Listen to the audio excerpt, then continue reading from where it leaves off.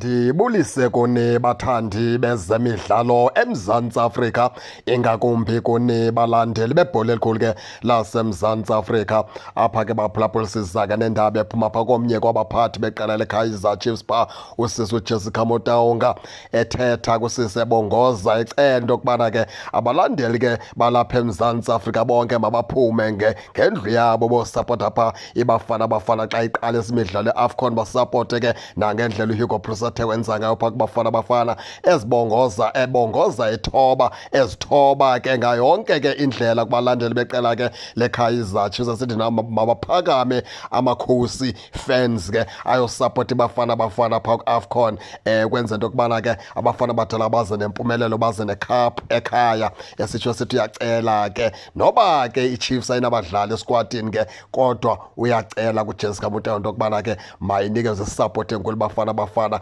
iyayidinga lo support ukwenza into yokubana ke ize nendebe yeAFCON ekhaya. Watsho sitsho kuJessica Motaunga sithi yena uyisupporta ngenhliziyo yakhe yonke ke iBafana Bafana uzobe khona phaa abafana ke bakhwaza ke ebanikeza support yonke anayo ukwenza into yokubana ke bakhuthazeke beze necup ke ekhaya. Ngamazwi ke lawo kaphuma phaa kuJessica Motaunga. Nawukhumbula ke into yokubana ke iBafana Bafana le iyadlala phaa ngolwesibini, abafana badala bezawudlala phaa ke i-friendly game neGhana belungisela into yokubana bezawubheka phaa ku-AFCON. Emva kokubana ke bedlale ke laa mdlalo wabo obuhlobo phaa neGhana ngolwesibini, ngosokusa ngolwesithathu banduluka abafana badala ke babheka phaa kwilizwekazi lase-Angola. Ngolwesibini ke xa bedlala laa friendly game neGhana bawube bedlalela phaa ke eDobsonville Stadium ke. Xa besuka apho ke ngolwesithathu banduluka ke babheka phaa eMorocco abafana badala. Nawukhumbula into yokubana ke i-AFCON iyaqala phaa nge-21 kaDisemba kodwa wona umdlalo weBafana Bafana uqala ngo-22 kaDisemba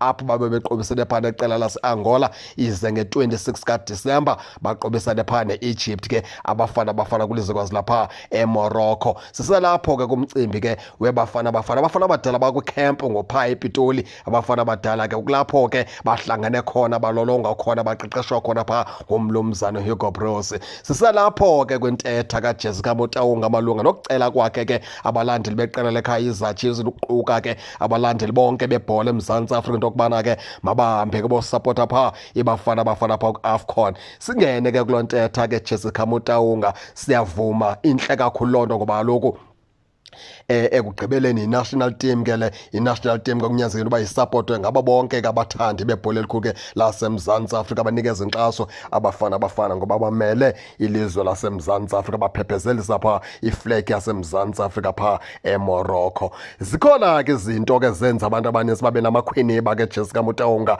abanye kangeza sibasola kodwa sawuqhubeleka sibalungisa. Umzekelo jonga ngoku indlela umnumzana Hugo Broos athe wathetha ngayo phaa kuMbokazi, ngendlela i-adresse ngayo ke imeko kaMbokazi Hugo Broos phaa abantu abaninzi kangabayithandi kula magama athe wawasebenzisa phaa umqeqesha Rhabaxa bekumele uba kakawasebenzisanga ke xa ethetha ke public okanye ethetha phambi kwabantu ebonwa lilizwe lonke, bekumele uba ngamanye amagama akawakhupha. Kasawusoloko siyiphinda ke le nto sisithi Hugo Broos ungutata wetim zonke eziyi-16 ke apha phantsi kwebhethu yePremiership. uHugo Broos ungutata weplayers zonke ezithe zabe zingena phaa kwiBafana Bafana. Mele abe nayo indlela ke yokuthetha ngabadlali bakhe abaprotecte, ayibhekisi phaa kuMbokazi kuphela, ingabhekisi phaa kwii-players eKaizer Chiefs ngendlela ke wathi wazityabeka ngayo phakathi kwabantu ilizwe libuka uHugo Broos. Sesithethela nje zonke ii-players ke uHugo Broos uyafuna into yokubana ke